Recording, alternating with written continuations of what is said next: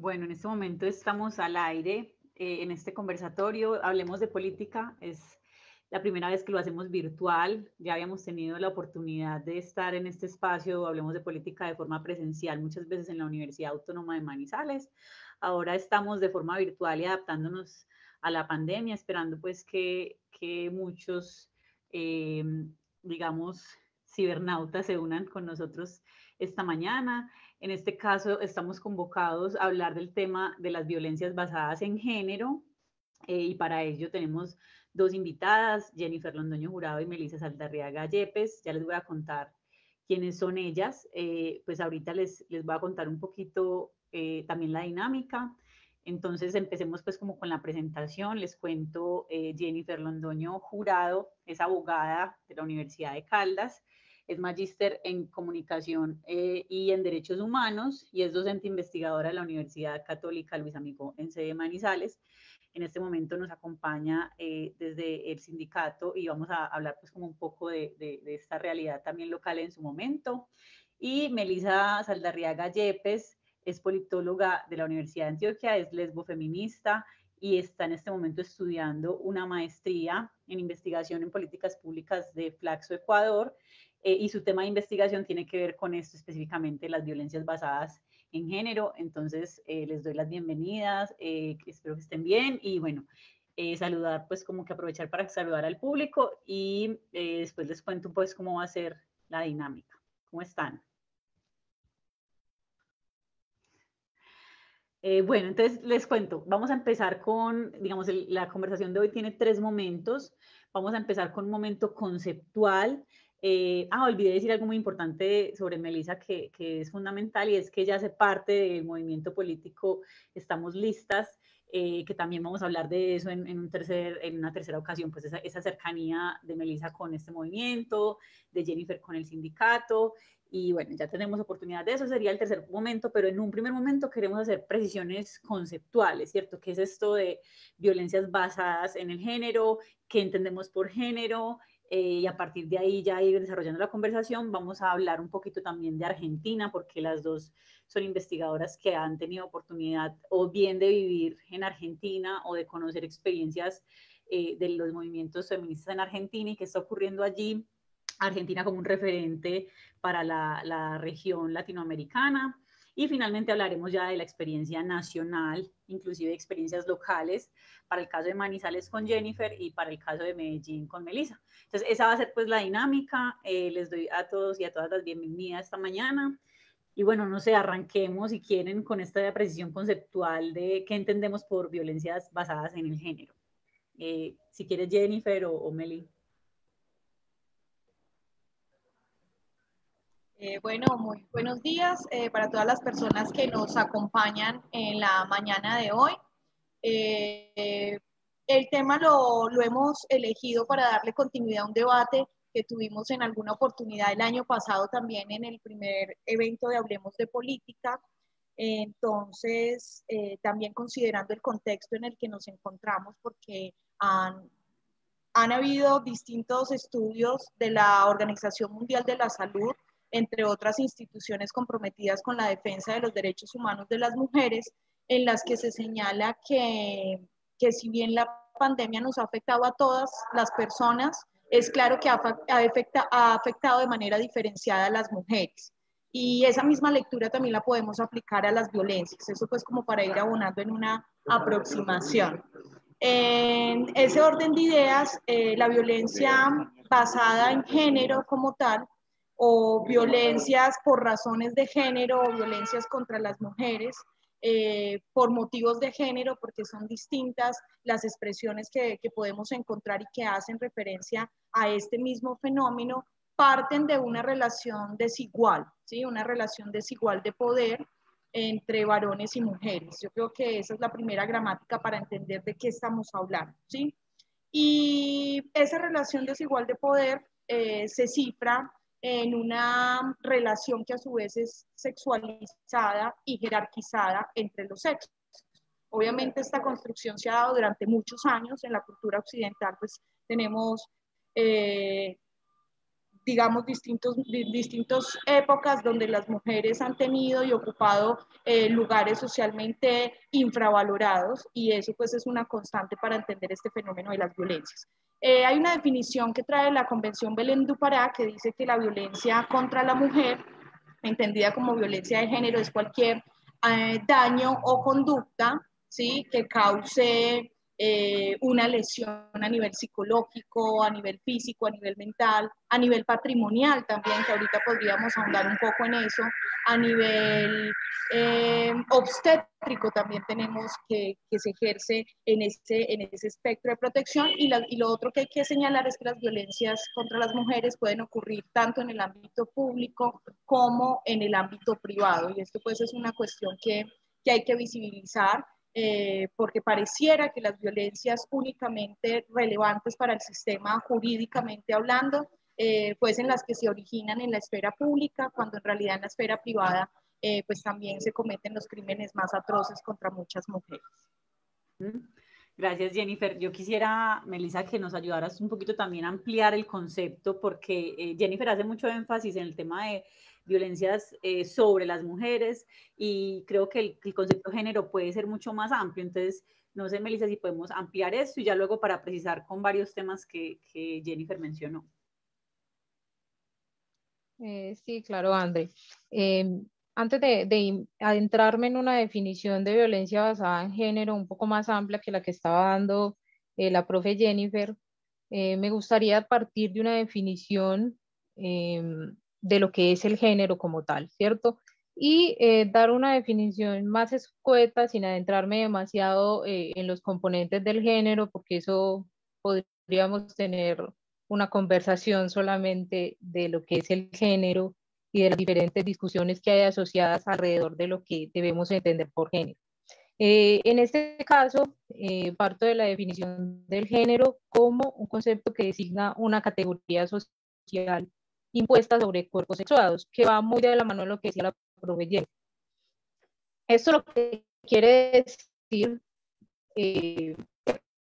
cuando hablamos de género, estamos hablando de un conjunto de creencias, de expectativas, de roles sociales, de posiciones, tendencias, actitudes, gustos que están socialmente asociados a uno u otro sexo, ¿cierto? Entonces, en esta vía, entiendo por violencia basada en género, también en la misma línea de Jennifer, Meli, qué pena. Melissa, estamos escuchándote súper entrecortado, como muy robot. Pues hay forma de que mejore la señal un poco, porque ahí nos perdimos. O sea, estabas explicando un poco como lo amplio y lo rico que es ese concepto de género, digamos, las diferentes formas en las que se pueden. Ya sigue hablando. A ver si así. Si hablando con la cámara apagada es mejor. ¿Listo? Dale. Ahí me cuentan si no me... A ver qué se puede hacer. Bueno, como les decía, no sé hasta qué parte quedó medianamente claro lo que estaba hablando sobre género, pero lo retomo. Casi que adivinando. Entonces, sí. Ok. Sí, lo siento por los problemas con esto. Pero bueno, entonces ese género lo entiendo como una categoría un concepto, perdón, que designa una categoría social impuesta sobre cuerpos sexuados, ¿cierto? Y esto quiere decir que cuando hablamos de género, estamos hablando de todo un conjunto de creencias, expectativas, roles sociales, posiciones, tendencias, actitudes, gustos que están socialmente asociados a uno u otro sexo. Entonces, en esa vía, la definición de violencia basada en género con la que vengo trabajando parte, al igual que la que mencionaba la profe Jennifer, en relación a la Convención Belén du Pará, parte de que estas violencias son daños físicos, económicos, psicológicos, etcétera, que son el resultado de las desigualdades de poder de género que han determinado las distinciones entre hombres y mujeres y establecido un ordenamiento en las relaciones sociales que está basado en estereotipos de género que brindan poder a quienes se acercan a una concepción de masculinidad dominante. Y es por esta razón que este tipo de violencia puede afectar a diferentes sectores poblacionales, no solo a las mujeres y a las niñas. Entre esos sectores poblacionales están las diversidades sexuales y de género y los hombres con masculinidades subordinadas o alternativas que se distancian de esa masculinidad dominante. Pero aún así son las mujeres las más afectadas por este tipo de violencia. En este espacio específicamente estaremos hablando sobre esas violencias basadas en género contra las mujeres, ¿cierto? Y me gustaría agregar un poco más a la categoría de violencias basadas en género luego de hacer esta aclaración en cuanto a los sectores poblacionales que se pueden ver afectados por este tipo de violencia. Y es adentrarme en lo que es para mí una de las características claves para comprender lo que son las violencias basadas en género, ¿cierto? Para comprender este concepto. Y tiene que ver con que este tipo de violencia es una forma de discriminación que está fundamentada en lo que es el sistema sexogenérico, que ha perpetuado los estereotipos de género que inciden en una legitimación de la subordinación de las mujeres, ¿cierto? Y de otros sectores poblacionales, pero haré hincapié en las mujeres. Y esta subordinación lo que hace es establecer unas relaciones desiguales que perpetúan la dominación y consolidan un sistema de opresión que jerarquiza de forma sistemática a los sujetos. Y esta jerarquización responde a unas imbricaciones o superposiciones que se dan entre diferentes órdenes que determinan las relaciones de dominación y las relaciones de poder entre grupos específicos, que al final determinan el acceso a recursos, el posicionamiento que tiene cada persona en un espacio, en una temporalidad en particular, en ese sistema de opresiones, lo que termina estableciendo unos niveles de violencia, de discriminación y marginación, o incluso de reconocimiento, supremacía y prerrogativas a los que pueda acceder un sujeto. Eso viene muy articulado con el concepto de interseccionalidad, que tal vez lo profundizaremos un poco más adelante. Meli, muchísimas gracias por todas esas precisiones. Yo quisiera entonces que habláramos un poco de, en concreto, cómo podemos ver que esas violencias basadas en género sobre las mujeres se materializan, porque han mencionado que no solamente es una violencia física, sino también psicológica. Melissa nos hablaba de acceso a recursos, de estatus, de posición. Jennifer nos hablaba de una violencia patrimonial, obstétrica inclusive. Entonces, de pronto, Jennifer, podemos precisar mejor ese tipo de violencias, ¿cuáles serían? Bueno, yo creo que podemos empezar con un dato, una información relevante, y es en términos estadísticos. En la ciudad de Manizales, de cada 100 denuncias por violencia intrafamiliar, en el 80% de los casos las víctimas son mujeres, ¿sí? Y en el 75% los agresores son sus parejas o exparejas, y otros familiares entre el 35 y el 40%. Entonces, a partir de ese dato tenemos que si bien el conflicto es inherente a toda organización humana, ¿sí? Sí tenemos un desbalance de poder en el ámbito doméstico. Si analizamos también otro tipo de delitos cometidos en la esfera pública contra las mujeres, tienen también motivaciones en esa relación de poder. Por ejemplo, la violación, el acceso carnal violento, ¿sí? Es una forma, como dice Virginie Despentes, es lo único que las mujeres del siglo XXI no nos hemos apropiado. O sea, seguimos siendo cuerpos considerados públicos a partir de los cuales cualquier hombre nos puede acceder, ¿sí? Las violaciones mayoritariamente las cometen los hombres contra las mujeres. Entonces aquí yo quiero hacer algunas distinciones que dan para hablar de estos temas, porque si bien la violencia de género sí o sí se debe entender es sobre la base de esa relación de poder, no podemos caer en la equiparación de violencias, decir cosas como, es que las mujeres también le pegan a los hombres, es que las mujeres también maltratan a los hombres. De hecho, en estas relaciones dinámicas de género hay datos muy interesantes. Aquí va otro. En las comisarías de familia, cuando son los hombres las víctimas del delito de violencia intrafamiliar, la modalidad de violencia en la que más son víctimas los hombres es en la modalidad de violencia psicológica, ¿sí? Entonces, de esos 20 casos, no tanto la agresión física, sino la agresión psicológica. Entonces ahí empezamos a conocer un poco más de esas realidades que se van gestando en la interacción de los géneros, porque esa es otra lectura que también es clave para significar. Entonces, cuando la Convención Belém do Pará nos habla de esas modalidades de violencia, está haciendo referencia a unos escenarios específicos, en unos ámbitos de aparición, si me permites la expresión, a partir de los cuales las mujeres asumen ciertas posiciones de inferiorización o de desventaja. La violencia física y la violencia psicológica aquí en la ciudad de Manizales son recurrentes. Las denuncias que se reciben a través de la línea de emergencias para atender estos casos mayoritariamente son para denunciar violencia física y psicológica ejercida por la pareja y la expareja.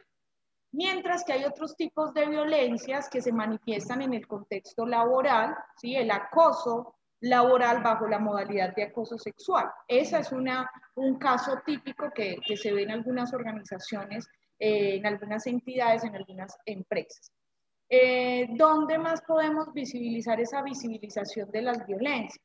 La violencia económica, ¿sí? Que es una violencia sutil, pero no por ello menos grave, y eso que también responde a un hecho histórico. Las mujeres históricamente hemos ingresado de manera tardía al mercado laboral, hace 120, 150 años con fuerza. Ahora las mujeres pues tenemos voto porque se nos ha reconocido el derecho al voto, pero también porque somos sujetas consumidoras. Yo creo que aquí tenemos que empezar a pensarnos desde ahí. Los derechos tienen digamos, un slash muy importante en cuanto a esto, ¿cierto? Se nos reconoce el derecho al voto, pero también se nos reconoce el derecho al voto porque también se nos reconoce esa capacidad de fuerza laboral.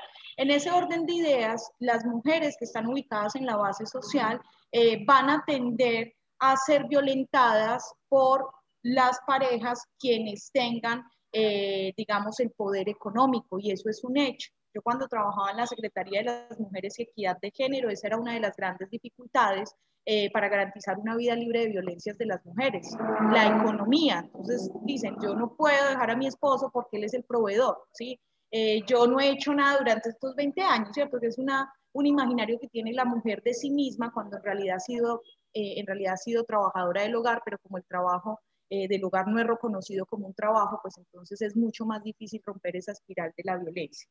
La violencia económica frente a eso, la violencia estética, también la violencia obstétrica, que si bien no están reconocidas en la Convención Belém do Pará, se han hecho ejercicios muy interesantes académicos donde estamos reflexionando esas modalidades de violencias. Las mujeres tenemos un canon regulativo estético, que tienes que estar delgada, que te tienes que maquillar, que tienes que ir bien presentada, cualquier cosa que eso signifique, y eso va generando ciertas heridas en la forma de subjetivación de las mujeres. La violencia obstétrica se da también en un escenario particular, cuando las mujeres están en trabajo de parto. ¿Cómo se evidencian ese tipo de modalidades de violencia? Cuando el médico le dice a esta mujer, entonces, ¿para qué metió las patas? ¿Sí? Entonces, ¿por qué no pensó antes? Cosas como esas que no hacen otra cosa que digamos, infravalorar a esa mujer que encima se encuentra en una condición de vulnerabilidad. Por fortuna, el hecho de denunciar que existe esa violencia obstétrica, pues también ha dado pie a otros fenómenos, Sandra y Melissa, como parto humanizado. Ya en Argentina, ahorita volvemos a Argentina, pero es uno de los países pioneros en parto humanizado. Bueno, ¿y de dónde surge justamente ese proceso de parto humanizado?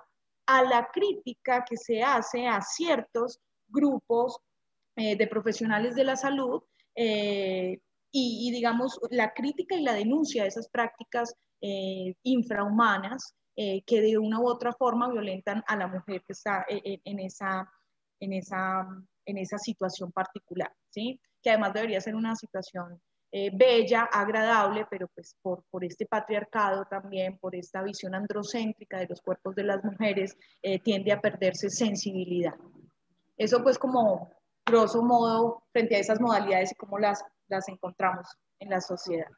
Gracias, Jennifer. No sé, Melissa, si también quieres agregar como ejemplos concretos de cómo se podría identificar esas violencias basadas en género específicamente contra la mujer.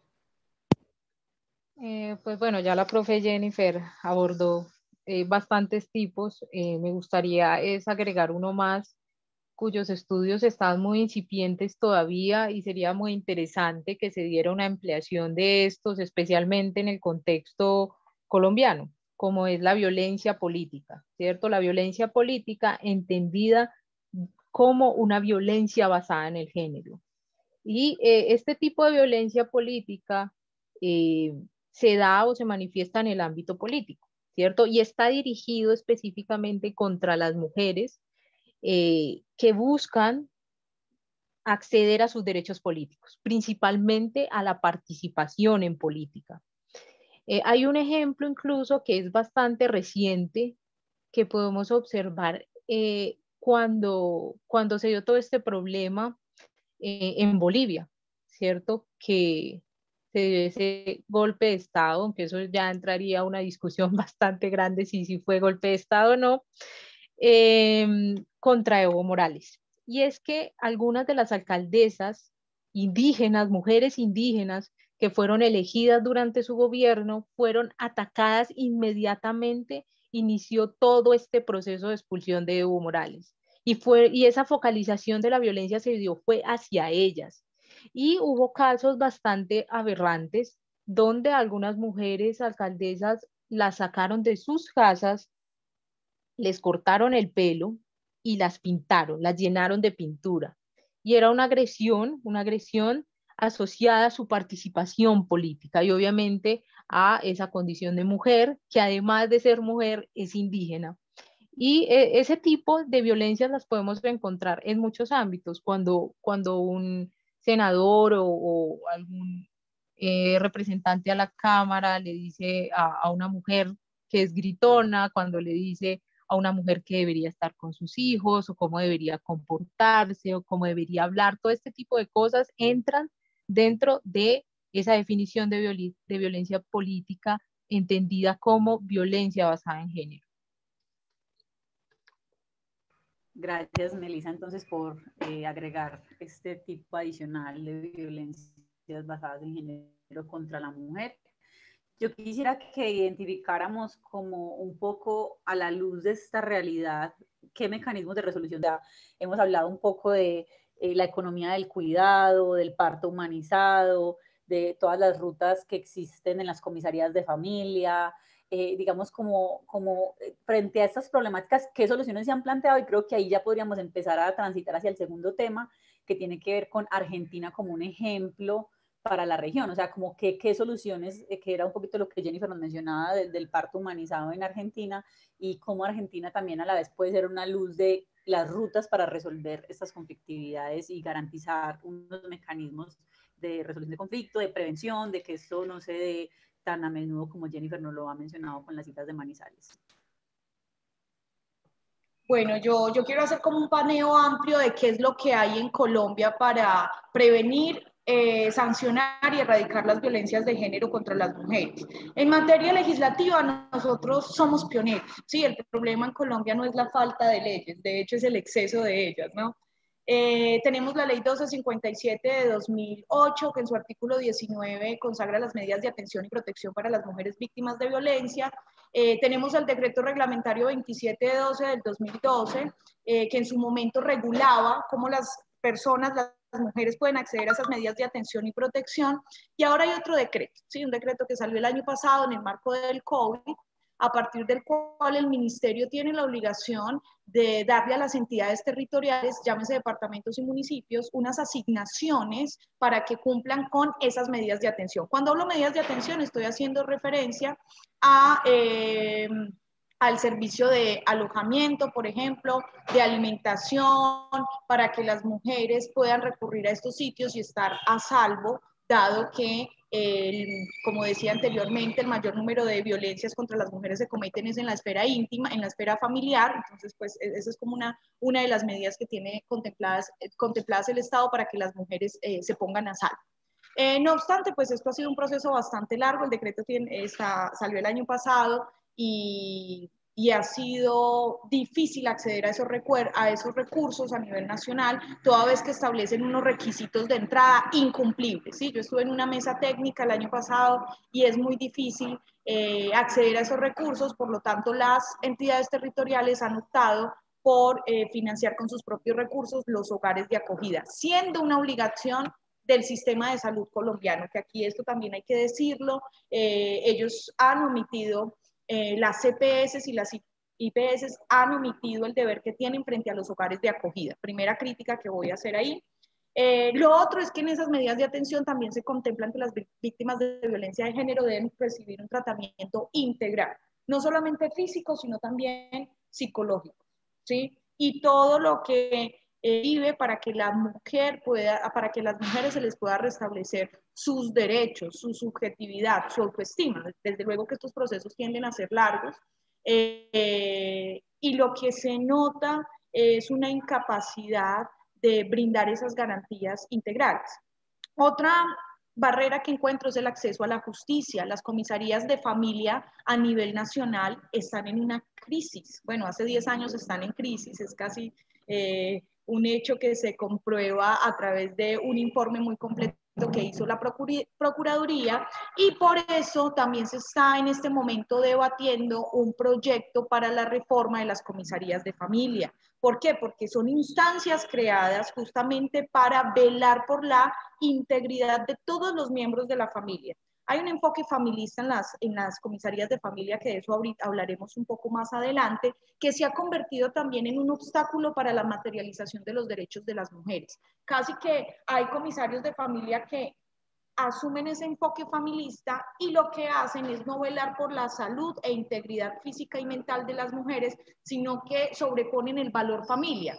Ah, bueno, entonces su esposo la maltrata, pero aguántese porque la unidad familiar es muy importante, que va a hacer de sus hijos, etcétera, etcétera. Y este tipo de lecturas, pues lo que hacen es sacrificar a las mujeres, cuando en realidad debería haber una armonización de los enfoques, ¿sí? Entre el familista, el de la familia, el núcleo de la sociedad, pero no sacrificando los derechos de las mujeres que se encuentran allí sometidas a una vida de violencia.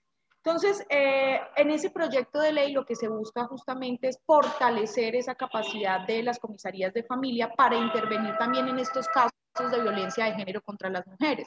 Yo les traía ese dato, que es lo que sucede aquí en Manizales, pero capaz en otros municipios capitales sucede lo mismo, es una proporción igual. Hay las secretarías de las mujeres a nivel nacional, pues también tienen toda la política pública de prevención y atención de las violencias.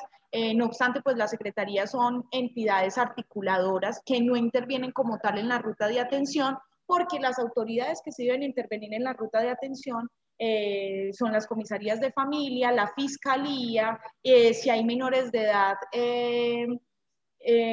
también tiene que estar el ICBF, si no forma parte, pues si no es competencia de la comisaría de familia, entre otros órganos, pero lo que vemos o lo que percibo yo como exfuncionaria en el municipio de Manizales, y lo voy a decir con dolor, es que el delito de violencia intrafamiliar no tiene dolientes, ¿sí? Es como un delito de segunda clase, no es importante en la lógica androcéntrica del Estado. Entonces perseguimos la extorsión, perseguimos el hurto, perseguimos, qué sé yo, otros delitos.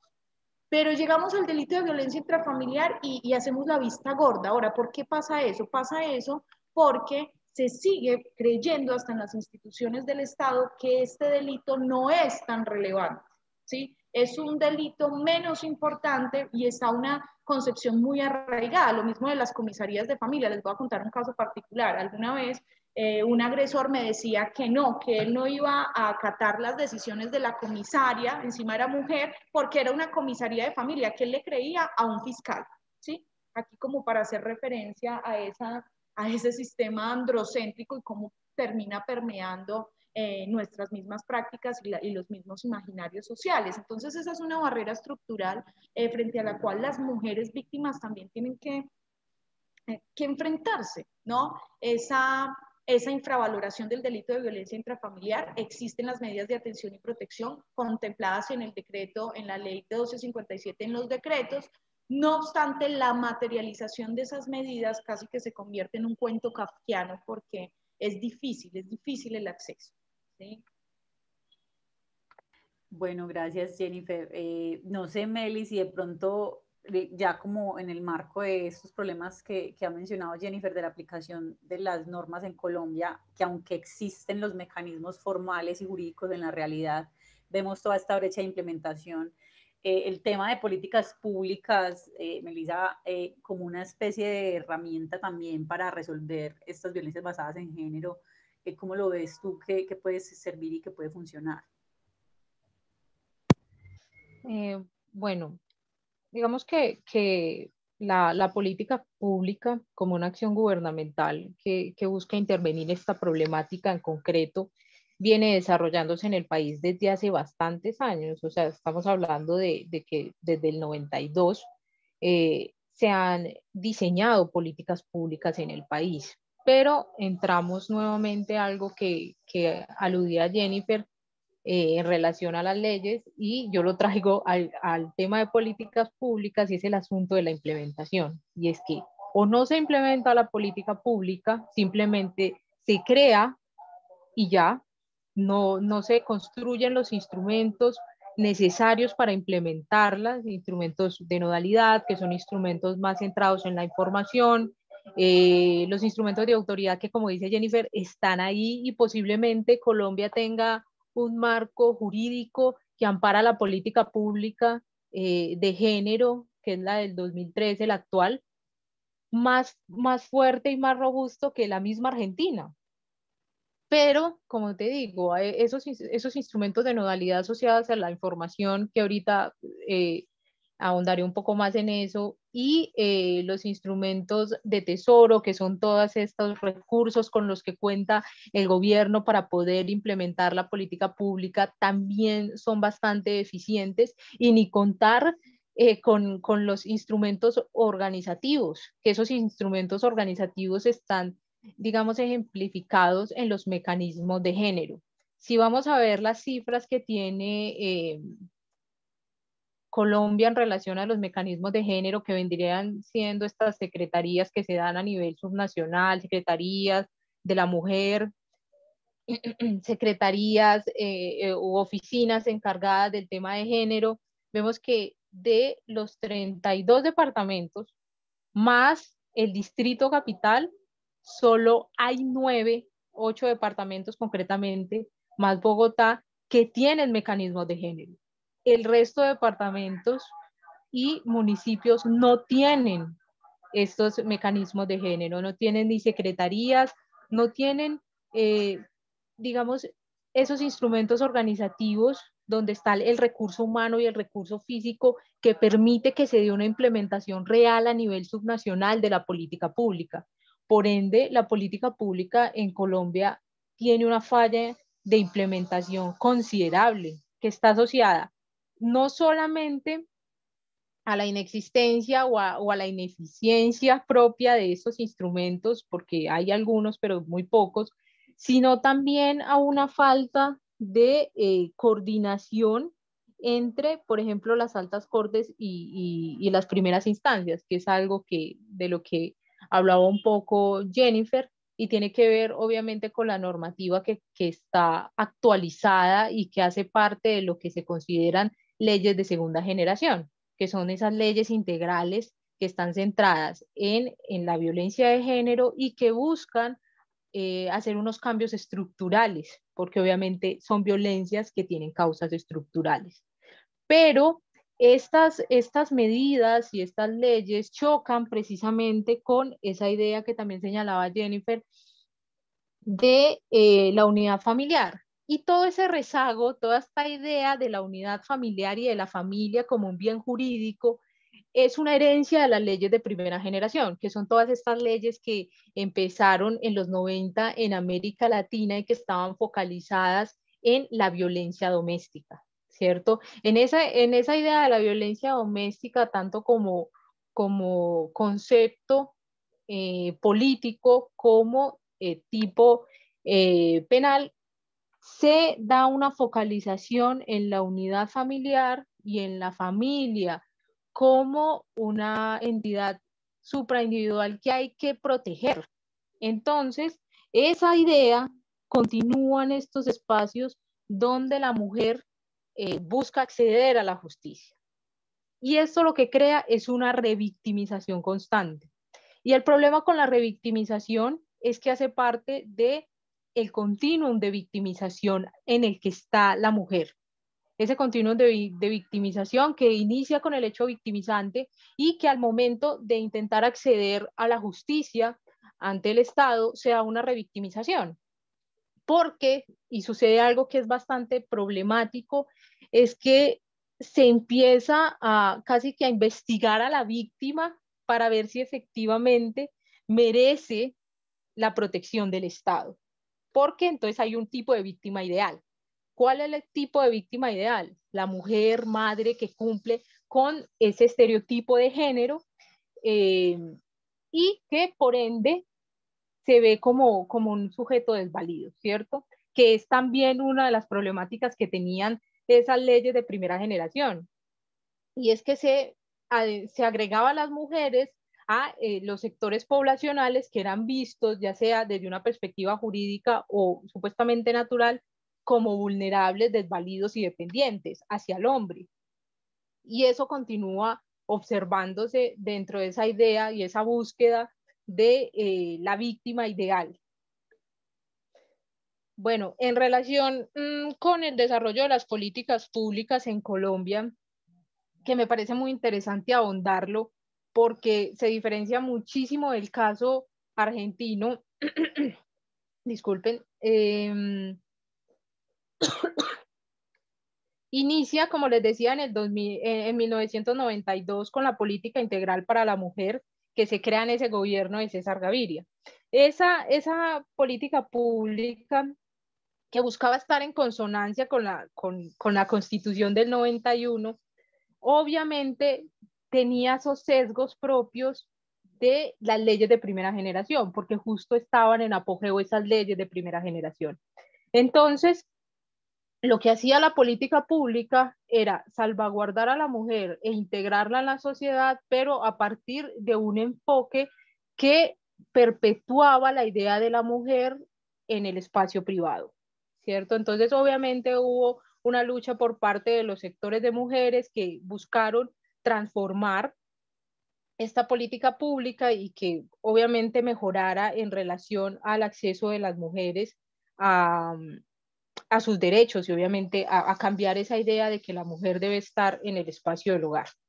La otra política pública que creo que fue fundamental para tener la política pública que tenemos ahora, que de esa política pública puedo decir que está muy bien escrita, es lo único como provechoso de la política, está muy bien escrita y contó con la participación de muchas mujeres, está la EPAM, que fue la política de equidad y participación para las mujeres, que eso sentó un precedente en el país en el 96 porque se creó la Dirección Nacional de Equidad, que luego pasaría a ser la Consejería. ¿Por qué es importante esto? Porque por primera vez teníamos un instrumento organizativo a nivel nacional que aparentemente permitiría crear una coordinación a nivel subnacional entre departamentos y municipios para la implementación de la política pública. Y otra cosa muy interesante de esa política pública es que ahí se empieza a agregar el enfoque de género a las políticas públicas direccionadas a las mujeres en el país. Pero esa política pública tuvo muchos problemas de legitimidad ante los colectivos de mujeres y ante el movimiento feminista, así que pues tampoco tuvo, digamos, participación por parte de estas organizaciones para hacer una implementación más adecuada y con un abordaje territorial, que es tan importante cuando trabajamos con temas de violencia de género. Y ahora que hable un poco del caso argentino, vamos a ver por qué. Y pues está la política pública actual, que es la política pública del 2013, que es la política nacional para la equidad de género, que sí sentó, digamos, un precedente en relación a específicamente a las violencias, porque, a ver, a diferencia de otros países en América Latina, Colombia no tiene una política pública direccionada únicamente al tema de violencia de género o de violencias basadas en género. Colombia tiene una política de género integral y dentro de los objetivos que esa política tiene está el de las violencias basadas en género. ¿Tú crees que haría falta separar y explicitar, o te parece que eso sería pues secundario? Si existieran los instrumentos necesarios para implementar la política pública, no sería necesario separarla. Pero en un contexto como el nuestro, sí sería importante formular una política pública únicamente centrada en las violencias basadas en género, especialmente porque digamos que nuestro contexto hace que las violencias basadas en género deban, digamos, tener una revisión diferente a la del resto de los países en América Latina. Y eso se debe a nuestro conflicto armado, porque tenemos que tener en cuenta que esas violencias de género se dan también en el conflicto armado. El asunto es, y incluso lo conversaba con una compañera de la maestría en género y desarrollo de Flaxo, es que en el caso de las violaciones colectivas o tumultuarias, siempre se han asociado al conflicto armado, pero hay muchísimos casos en el país donde esas violaciones han sido cometidas por las mismas comunidades, pero cuando se va a preguntar sobre los actores que la cometieron, siempre están señalando es a los grupos armados. Entonces hay una invisibilidad de este tipo de violencia sexual y es algo que podríamos, digamos, visibilizar si tuviéramos una política pública concretamente de violencias basadas en género, que es algo que esperamos que en algún momento ocurra. Pero, o sea, nuestra política pública es buena, como les digo, está bien escrita, pero necesita instrumentos de implementación. Si no los tienen, no hacemos nada. Porque esta política pública del 2013 habla de violencia económica, habla de violencia psicológica, habla de múltiples tipos de violencia, de los que ya nombraba la profe Jennifer, pero se queda en eso, en nombrar. Porque, por ejemplo, no me voy a entrar mucho al tema de los instrumentos de autoridad, que es donde está todo el tema de legislación, porque como decía la profe Jennifer, realmente somos un ejemplo en eso. Pueden incluso ingresar a la página de la CEPAL, donde están las leyes centradas en la violencia de género, y Colombia es el país con más leyes. Pero obviamente no es que funcionen muy bien. El asunto es que en otros instrumentos de implementación, concretamente, por ejemplo, en los de nodalidad, encontramos vacíos significativos. Los de nodalidad, como les decía, son esos instrumentos centrados en la información. ¿Nos y puedes es que, explicar mejor eso cómo están esas fallas? Sí, claro. El asunto es que obviamente hay campañas comunicacionales por redes sociales, principalmente por Twitter, pero esas campañas están muy limitadas. ¿Y por qué digo limitadas? Porque hay muchas regiones del país que no tienen acceso a Internet, que ni siquiera tienen luz. Entonces es imposible que estas campañas comunicacionales lleguen a muchas partes. Eso en un primer lugar. En un segundo lugar, no aprovechan digamos, la gran cantidad de redes sociales por las cuales podrían comunicar este tipo de campañas. Por ejemplo, y tal vez pueda lanzar la pregunta a quienes están acompañándonos en este conversatorio, y es que hay una ruta de prevención para la violencia contra las mujeres muy bonita, colgadita en la página de la consejería, pero me imagino cuántas personas conocen esta ruta, ¿cierto? Y empezando por ahí, ya la ruta que supuestamente es para la prevención, parece más una ruta ya para las mujeres que han sido agredidas. Porque cuando miras la ruta te dice, pues obviamente a dónde debes ir, la línea para la orientación de las mujeres víctimas de violencias basadas en género, le recuerdan a las mujeres que en caso de violencia sexual pueden acceder a la interrupción del embarazo, les hablan de los diferentes de los diferentes lugares donde pueden ir a buscar solución para su problemática, entre los que están las comisarías de familia. En fin, en realidad lo que están haciendo es como una ruta para la atención más que una ruta para la prevención, empezando pues por ahí. Pero sí, hay varios componentes y hay varias campañas interesantes, pero que se quedan en eso, en publicarlas en la página de esta institución del Estado, de la consejería, y no van al territorio, empezando pues por ahí. Entonces ese es un problema del cruce de canales de información que genera el gobierno, porque es fundamental que el gobierno pueda suministrar información a la población, específicamente a la población objetivo de estas políticas públicas, que vendrían a ser las mujeres y los hombres también, ¿cierto? Específicamente en relación a los hombres, no solamente porque obviamente pueden verse afectados por la violencia, sino también porque deberían crear canales que busquen modificar esas masculinidades que se han configurado en hegemónicas y que parten de una configuración muy violenta que incluso se asocia mucho a nuestro contexto.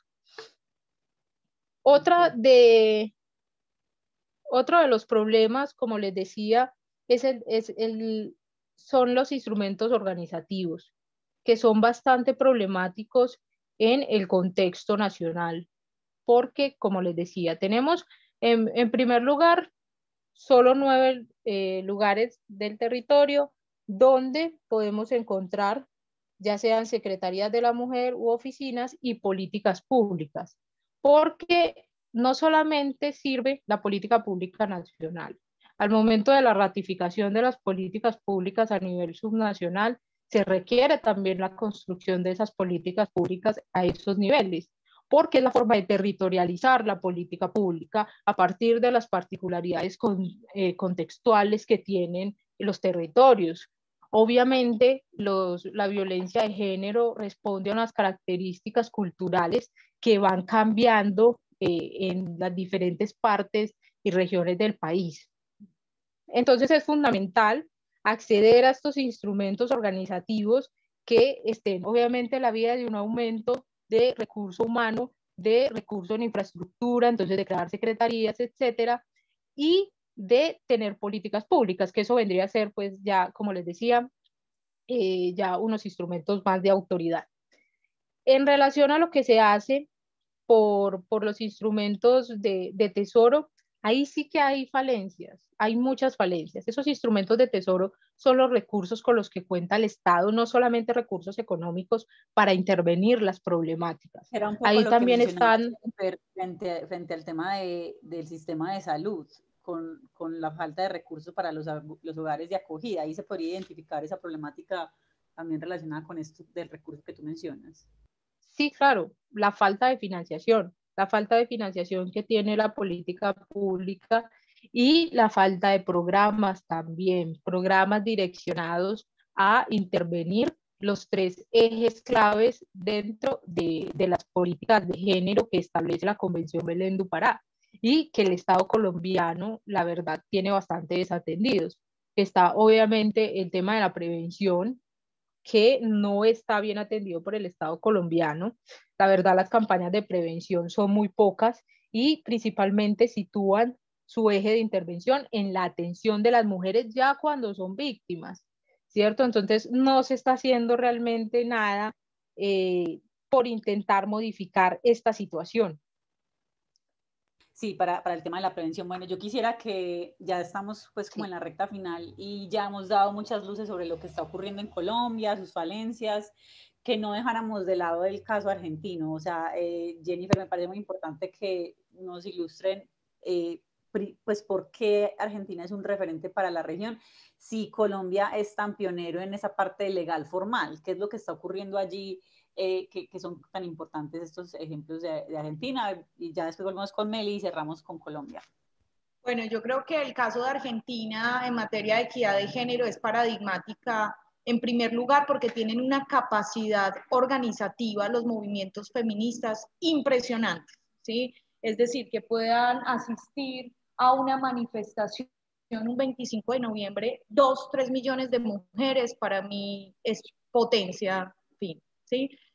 Yo cuando viví allá participé en distintas organizaciones y me quedé con eso. Tal vez el contraste, no queriendo decir que aquí no estén funcionando y no se esté tejiendo, pues son historias y contextos distintos. Aquí el movimiento feminista emergente está sacando cosas muy interesantes. Pues fíjate, Meli es miembro de Estamos Listas, también para mí es una organización política histórica en el contexto de las elecciones del próximo año. Entonces creo que Argentina, el proceso de estas reivindicaciones de los derechos de las mujeres se han dado primero pues por su historia, por su proceso organizativo, también por su agenda política. Fíjense que hace poco aprobaron la despenalización del aborto y esto son mujeres organizadas que también perseveran. Tenemos que aprender mucho de allá porque pues este proyecto de ley se había hundido, recordemos, el gobierno Macri, luego pues está este otro gobierno. Tienen también mucha representación. A las mujeres feministas están en el Estado y eso también es algo que tenemos que aprender. Están en el Congreso. Diana Mafía, que es una profesora maestra, además fue diputada, organiza el observatorio, es decir, las feministas están en diferentes escenarios de poder y toma de decisiones y eso dinamiza de una forma muy interesante la política en materia de reconocimiento del derecho de las mujeres. Aquí nos falta trabajar en pro de eso, casi que somos minoritarias quienes trabajamos en estos sectores con una agenda progresista o feminista. Entonces creo que la consigna es aprender de Argentina y feminizar la política, mi André y Melissa, en ese sentido. Que hayan más mujeres que podamos enunciarnos desde ese lugar. Además, hay otra cosa que pasa, acá no tanto, pues por cuestiones culturales, pero allá tú te encuentras a una docente universitaria ocupando un cargo público y no hay problema, ¿sí? Aquí a veces, lo digo pues por el cargo que yo ocupé, pues hablo por mí, de trabajar en una universidad y trabajar para el Estado como que no está bien visto, no está bien visto del todo. Entonces creo que si bien la trayectoria política de Argentina es muy amplia, tiene un bagaje impresionante, hay que seguir viendo ese proceso organizativo, esa capacidad de las mujeres también de jugársela y de disputarse en el poder, porque como bien dice Nancy Fraser, la lucha por el reconocimiento y la redistribución se dan en el escenario político, en las democracias, ¿no? Es lo único que tenemos. Entonces, por eso también es interesante ver cómo, que ahorita pues yo creo que Melissa nos va a hablar un poquito más, que a mí me parece una experiencia muy bonita la de Estamos Listas, en un momento histórico en el país bastante interesante, y creo que hay que seguir mirando a Argentina como un referente en los temas de género. Capacidad organizativa y participación política en escenarios de poder y toma de decisiones, o política institucionalizada. Y por supuesto el trabajo comunitario, desde luego. Aquí nuestras lideresas sociales asesinadas, muchas de ellas, también hay que decirlo, es una dolorosa realidad, se la están jugando todos los días, no desde la institución, sino desde las comunidades, están tejiendo, ¿sí? Están haciendo un trabajo maravilloso de reconstrucción comunitaria, de sororidades, de fraternidad, y pienso que ha sido un poco también invisibilizado, porque a veces pareciera que el feminismo de ciudad no tiene nada que ver con esos proyectos de reorganización política, y entonces creo que también hay que visibilizar y darle la voz a estas mujeres en estos escenarios de poder y toma de decisiones. Súper, gracias Jennifer. Ya pues empezaste a hacer un puente entre lo que ocurría en Argentina con Colombia, como una luz de lo que podemos aprender. Melissa también ha tenido la oportunidad de analizar el caso argentino y quisiéramos escucharte, Melissa, frente a eso que rescatas de allá y como lecciones que podríamos aprender en Colombia. Sí, André, creo que lo fundamental dentro del proceso de construcción de políticas públicas y de formulación y diseño de políticas públicas en Argentina, que les ha dado mejores resultados que a nosotros, no significa que allá en Argentina todo esté hecho, todo lo contrario, todavía hay revictimización, todavía o persisten las violencias basadas en género, pero sí hay digamos, una mejoría en relación a Colombia, ¿cierto? Y se han hecho más cosas en relación a nuestro país. Una de las cuestiones, y por eso les hacía esa breve reconstrucción histórica de las políticas públicas de género que hemos tenido en Colombia, es que el abordaje que se ha hecho a la problemática de las violencias basadas en género en Colombia ha sido casi que netamente institucional. Situación contraria en el caso argentino. En el caso argentino, el inicio del abordaje o de la intervención estatal a la problemática de las violencias basadas en género se dio desde lo territorial. Porque en Argentina hay unas organizaciones barriales feministas que han creado redes de apoyos y que incluso algunas de ellas hablan de algo que me parece muy bonito, que son las políticas comunitarias de género. Y ellas señalan que antes de que existieran estas políticas públicas, ellas ya tenían políticas comunitarias de género, donde habían casas de refugio para las mujeres maltratadas, donde empezaron a levantar la información sobre los casos de feminicidio cuando ni siquiera se hablaba de feminicidio, a partir de las noticias de los diarios. Y obviamente todo este conocimiento que fueron adquiriendo y esta organización hicieron que el Estado ya en los 90 recurriera a ellas para crear el Consejo Nacional de la Mujer. Porque el Consejo Nacional de la Mujer, que vendría a ser como el equivalente a la Dirección Nacional de las Mujeres que les comentaba en el caso colombiano cuando se creó la EPAM, surge trazado y estructurado por el movimiento de mujeres, por las colectivas feministas y por una socióloga, Virginia, no me acuerdo el apellido, no sé si de pronto la profe Jennifer sabrá su apellido, pero bueno, si recuerdo se los digo. E incluso ellas, el movimiento de mujeres, eligió a la primera presidenta del Consejo Nacional de la Mujer, ¿cierto? Y de ahí empezaron a hacer una serie de intervenciones significativas y sin precedentes en el contexto latinoamericano. Y es que se hizo la primera encuesta sobre el aborto en Argentina. Estamos hablando de los 90, 92, 93 más o menos. También se empezó a agregar un enfoque de género a la salud sexual y reproductiva, algo también sin precedentes en nuestro contexto.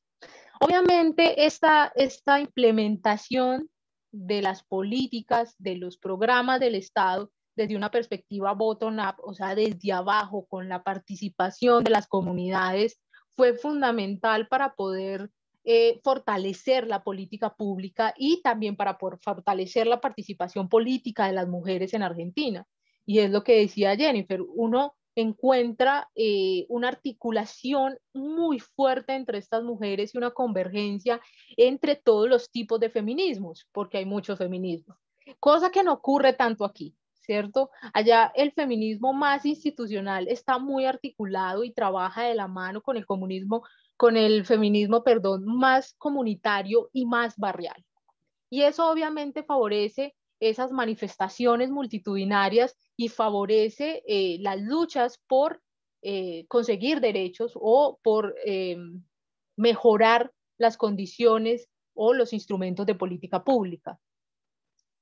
Una de las cosas interesantes con esa política pública en Argentina, ya retomando la parte más institucional, tiene que ver con lo organizativo, los instrumentos organizativos, esos de los que tanto pena Colombia, y también con los instrumentos de autoridad, que como les decía, es más robusto el marco jurídico de la política pública colombiana, pero en el caso de Argentina hay una ley que es fundamental y que es un precedente para el contexto latinoamericano, que es la ley 27452.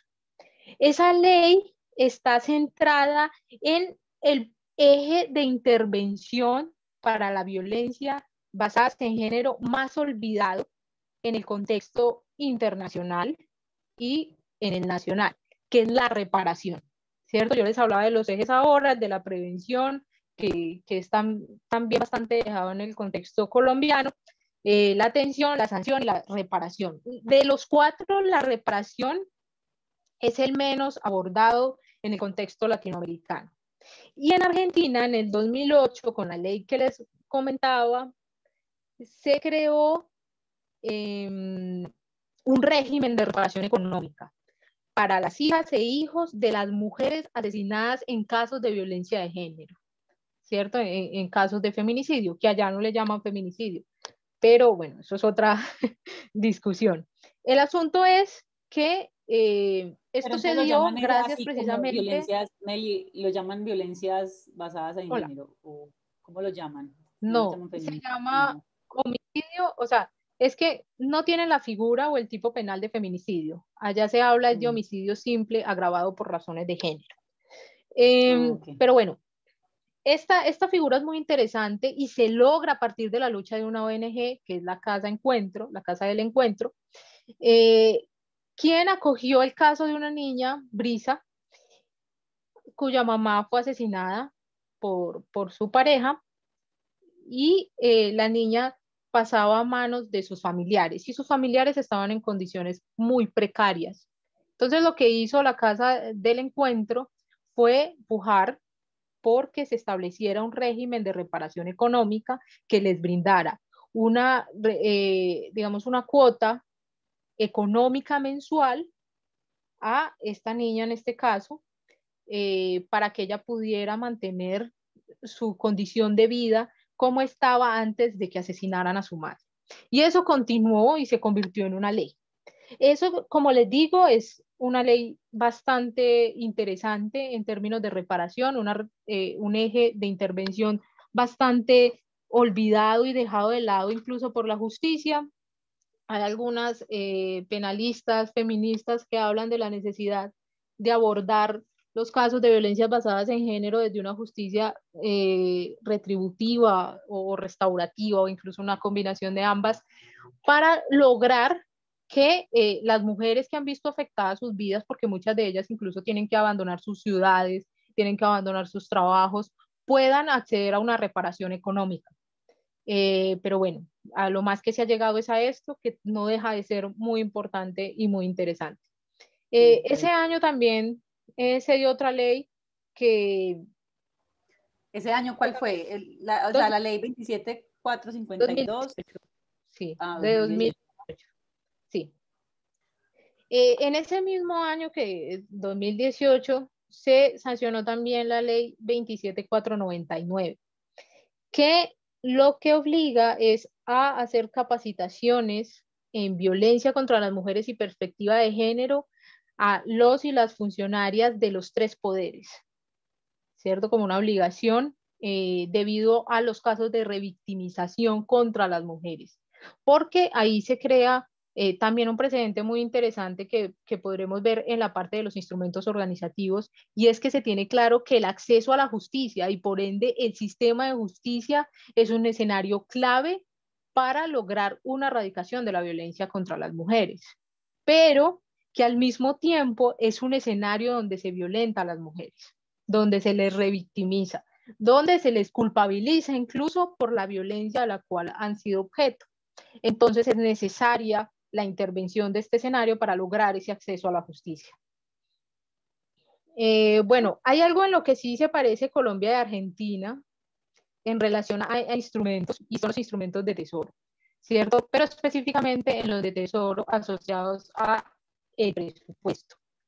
¿Por qué? Porque por mucho tiempo, incluso durante el kirchnerismo, ese Consejo Nacional de la Mujer, que luego tendría un cambio nominal y se llamaría Consejo Nacional de las Mujeres durante el gobierno de Cristina Fernández, siempre estuvo muy, digamos, en una ubicación jerárquica dentro de la estructura del Estado muy baja. Empezó muy bien ubicado como consejo porque era una entidad autónoma, pero luego estuvo supeditado a la coordinación, al Consejo para la Coordinación de las Políticas, y así fue pasando por muchos años hasta que se convirtió en ministerio en el 2019, convirtiéndose Argentina en el séptimo país de América Latina en tener un ministerio para las mujeres, ¿cierto? Pero eso fue en el 2019. Entonces, cuando estaba todavía ese consejo, era muy difícil lograr la coordinación territorial, porque no tenía la incidencia que puede tener un ministerio en orden, en cuanto a una perspectiva organizativa, porque o el ministerio puede empezar a crear unas líneas de comunicación con secretarías, en este caso, pues en el caso colombiano se llama secretarías, allá se llaman área mujer, que están en las provincias y, digamos, lograr que se equipare la perspectiva que tienen las áreas mujeres a la hora de atender a las mujeres, porque esta es otra problemática que se da en los territorios, y es que al momento de la territorialización, el Estado pierde de vista un poco lo que se está implementando en el territorio. Y entonces encontramos casos, y volvemos a la situación de Argentina, donde en el caso de Buenos Aires uno encuentra una implementación de la política pública impresionante. Incluso hace poco instalaron, creo que fue hace un año, el año pasado, una línea centrada en los hombres. Entonces, esa línea lo que busca es escuchar a los hombres que son posibles violentadores de mujeres, para guiarlos y evitar que continúen o que vayan a agredir a la mujer. Entonces, allá hay una línea que es para las mujeres víctimas y para los posibles victimarios, ¿cierto? En fin, el asunto con esta parte pues de organizativa es que la transformación que se da en el 2019 es impresionante. No le voy a leer todas digamos, las entidades que se crearon, porque son demasiadas, pero ese ministerio que se encargado de todo el asunto del diseño, ejecución y evaluación de las políticas públicas centradas a prevenir, erradicar y reparar las violencias por motivos de género, tiene una Secretaría de Abordaje Integral de las Violencias por Razones de Género, que tiene unas direcciones. Está la Dirección de Programas Integrales de Prevención, la Dirección de Articulación Territorial, que es fundamental, como les decía, para que una política pública funcione a nivel territorial, en la parte más subnacional, en los municipios, en los lugares más apartados, en la zona rural, porque ahí sí que hay un quiebre en relación al avance de estas políticas en todos los países de América Latina, incluyendo en Argentina, y es la diferencia entre lo urbano y lo rural. Entonces, por eso se crea esta Dirección de Articulación Territorial para la asistencia y atención a las víctimas. Está la dirección de la línea 144, la Dirección de Articulación Territorial para el fortalecimiento del acceso a la justicia, lo que les comentaba, ese espacio clave para poder erradicar la violencia contra las mujeres, en el que se convierte el sistema de justicia, y las problemáticas que se observan también en él en relación a la revictimización, la Dirección de Redes Territoriales para la Emergencia, la Dirección de Refugios y Hogares de Protección Integral, que lo que buscan también es articular todos estos hogares y refugios que acogen a las mujeres y a las poblaciones LGBTI, porque la política pública también va direccionada a la violencia que sufren estos sectores poblacionales. Como les decía, es una concepción de las violencias basadas en género bastante integral.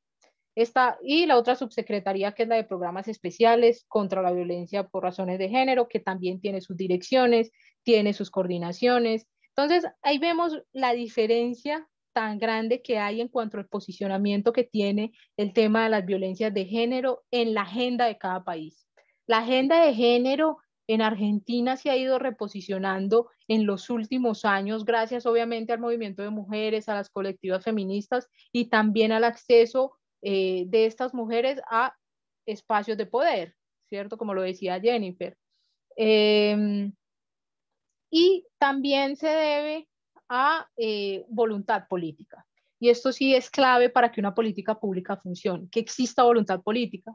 En el caso argentino ha habido voluntad política, pero es muy relativa. Incluso durante el kirchnerismo, que focalizó su agenda de género específicamente en el tema de violencias basadas en género y creó el registro único de víctimas de violencias basadas en género, y creó la línea de atención, la 144, en fin, creó muchos programas, tenía buenos instrumentos de tesoro, pero aún así la ubicación del Consejo dentro de la estructura del Estado no era la mejor y no tenía los suficientes recursos. Otra cosa, tampoco se socializaban los planes de gobierno, ¿cierto? Específicamente los planes de acción asociados a la política pública.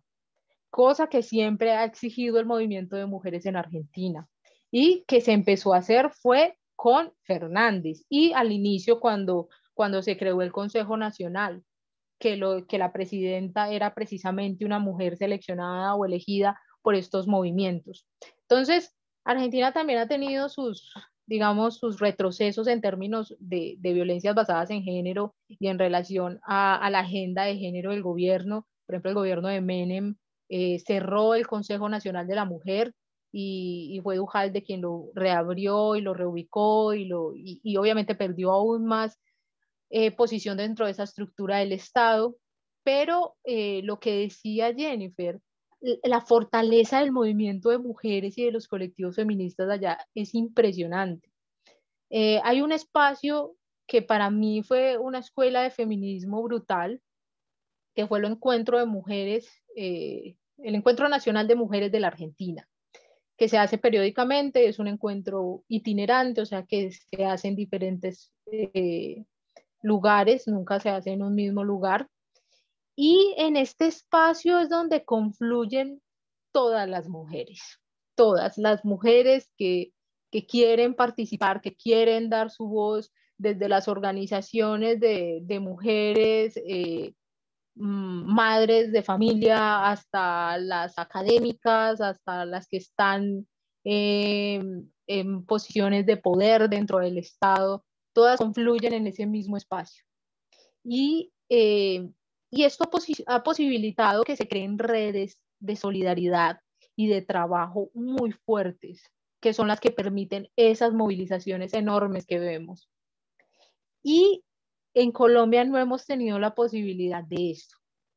Hay el mucho que punto de aprender inflexión de esa experiencia.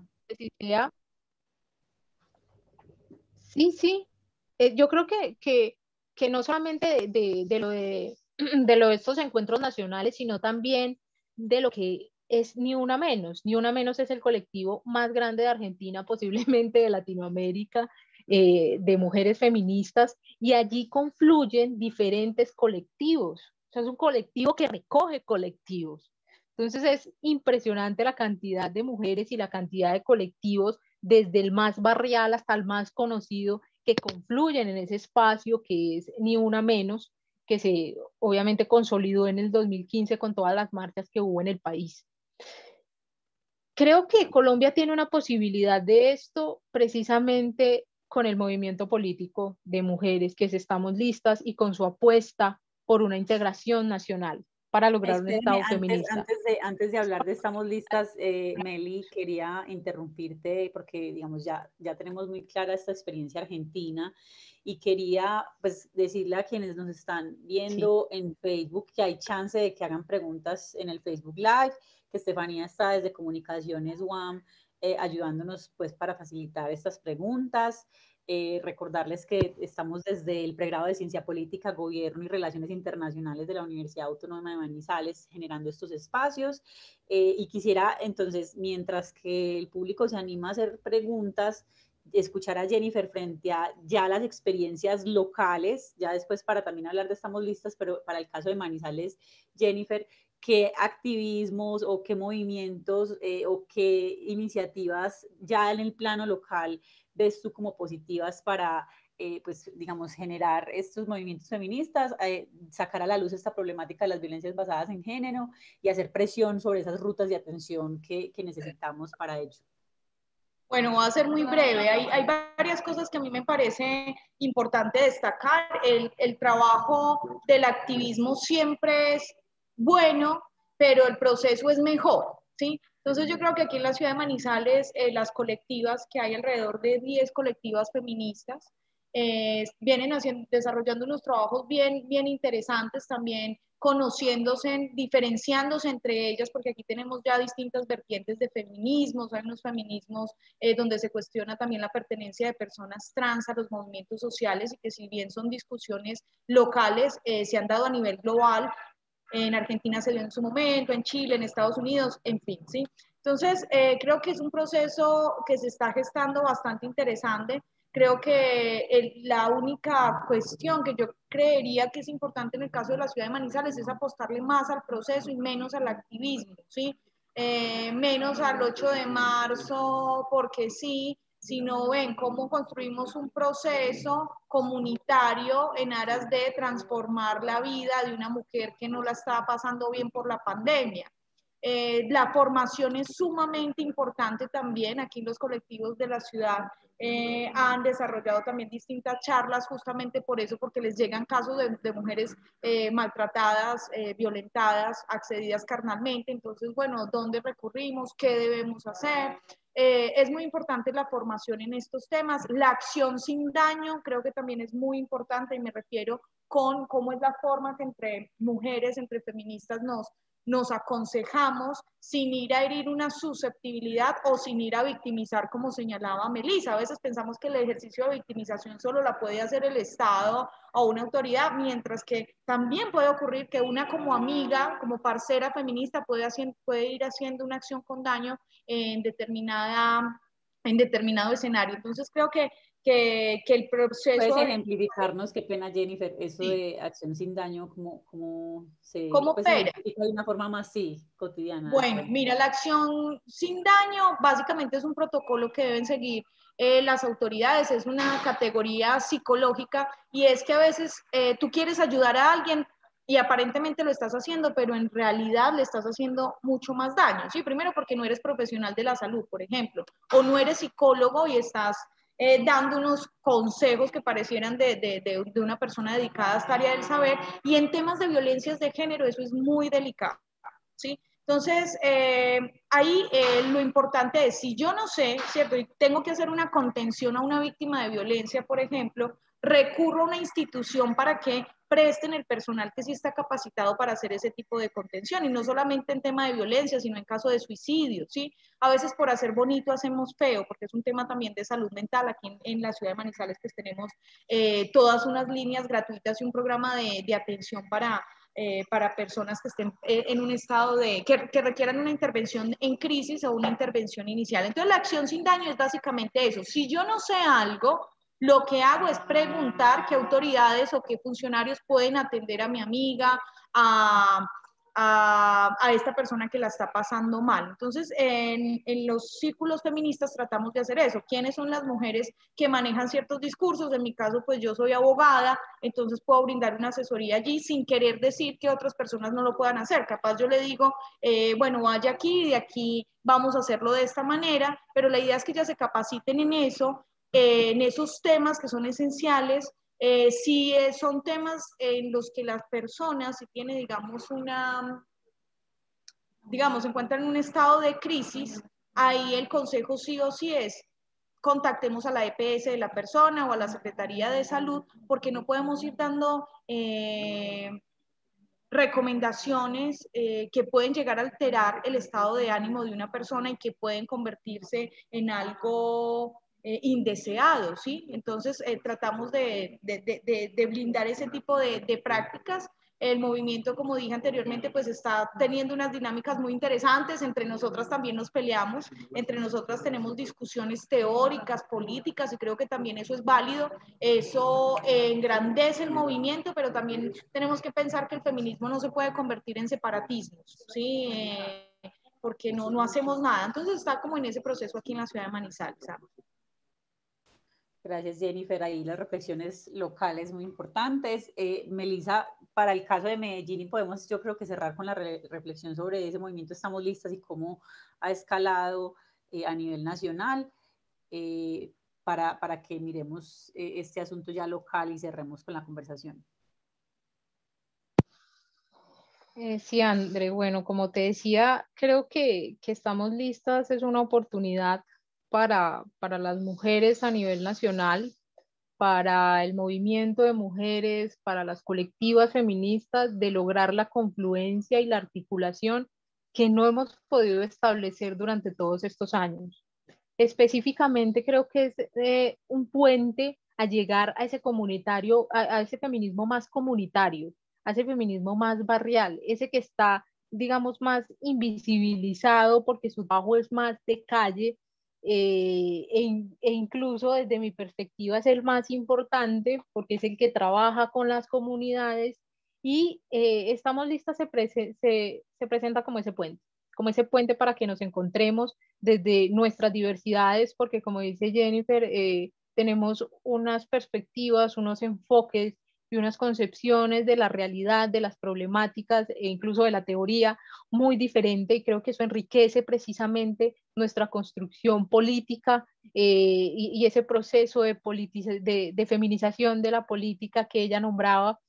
Y estamos listas, es nuestra oportunidad, es nuestra posibilidad de lograr esa confluencia, esa articulación, de masificar nuestra participación en las marchas, que eso es muy importante, resaltar el apoyo en la calle a la transformación social, al cambio en las políticas, al aumento en los instrumentos de implementación en esas políticas públicas, al cambio de la legislación, al cambio de los enfoques, a la necesidad de capacitación de funcionarios y funcionarias del sistema de justicia para que puedan modificarse muchas de estas cosas que inciden en los procesos de revictimización y en general en que la victimización continúe y se convierta en un círculo que nunca se cierra, ¿cierto? Que pase por esa victimización terciaria, que es la que se da principalmente en los medios de comunicación, que termina convirtiéndose en una retroalimentación de la victimización primaria, que es ese ataque que sufre la mujer. Y es nuestra posibilidad de influir, de lograr una participación en política, de empezar a preguntarnos más por esa violencia política de la que les hablaba al inicio del conversatorio, una violencia política que está muy, pero muy recalcada en nuestro territorio, que debemos empezar a estudiarla, que ojalá y empezar a construir unos indicadores asociados a la violencia política que viven las mujeres, porque es muy diferente a la que pueden sufrir los hombres, y empezar a abordar como nuestro deber casi que de transformar el Estado, ese Estado androcéntrico que nos afecta tanto como mujeres. Bueno, yo les quiero agradecer ya para cerrar. Muchas gracias por estar con nosotros esta mañana. Muchísimas luces en esta conversación. Hay una pregunta final en el chat que dice, Ricardo nos pregunta, ¿cómo lograr que las instituciones trasciendan de lo meramente estadístico, o sea, esas cifras que nos dan, y que por medio de la línea de atención a víctimas y atención sociológica u otro medio, qué pena, psicológica u otro medio, se disminuya un problema creciente como el feminicidio? No nos podemos ir sin responder esta pregunta. Quisiera, no sé, cualquiera de las dos antes de cerrar, que nos quiera responder. Yo quiero decir algo, o sea, la violencia de género es una violencia estructural, ¿sí? Así como hablamos de desigualdad, ¿sí? De esa magnitud.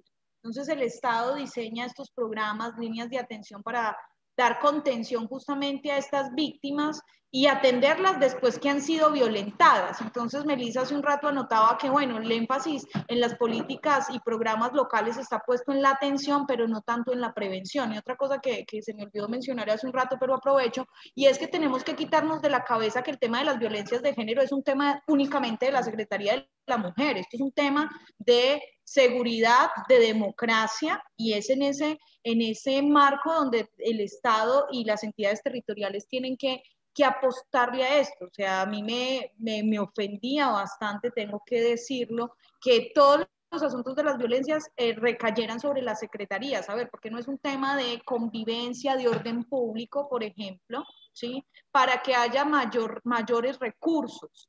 Que se sigue viendo esta problemática minimizada y ahí tenemos el principal problema. Entonces es difícil para Ricardo lograr que la institucionalidad se ponga esa camiseta cuando estamos minimizando el impacto de lo que estamos hablando. Las cifras del feminicidio también son bastante interesantes. Yo quiero decir algo con relación al feminicidio, y es que no se pueden equiparar las violencias. A las mujeres las matan, las asesinan por razones diferentes por las que se suelen asesinar los hombres entre ellos. Obvio, hay mujeres que asesinan también, pero son minoritarios esos casos, ¿sí? No son las mismas motivaciones, eso también responde a ese orden androcéntrico.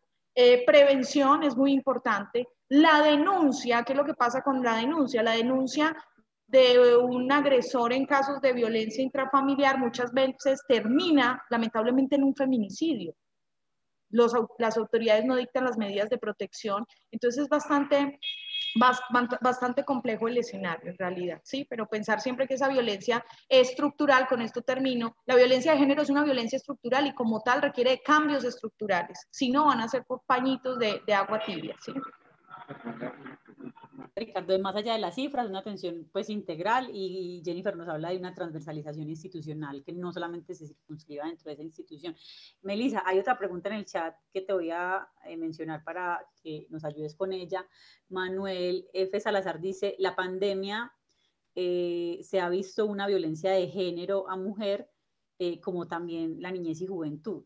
Como persona especial de protección constitucional, cómo se puede trabajar para evitar la violencia en las diferentes entidades encargadas.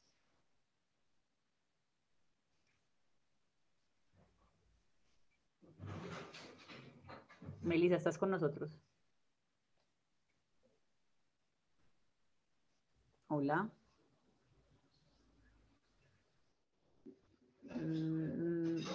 Creo que Melissa no está con nosotros. Jennifer, ¿nos puede entonces ayudar con esto para cerrar? Sobre la reflexión de la pandemia y, digamos, no solamente la violencia contra la mujer, sino hablan de niñez y juventud como personas de especial protección constitucional, y cómo evitar esta violencia en las diferentes entidades encargadas.